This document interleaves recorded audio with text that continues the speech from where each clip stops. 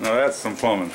Here's a good thing to do a video on, Matthew. This thing. A little load protector there. It reads your amps on your water pump, and if you run out of water, it shuts the power off to it. It sets for, you can set it for different times. I think this one's set for an hour or 2 hours.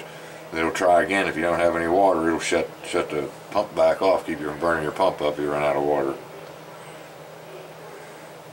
And you thought that this was not sophisticated plumbing.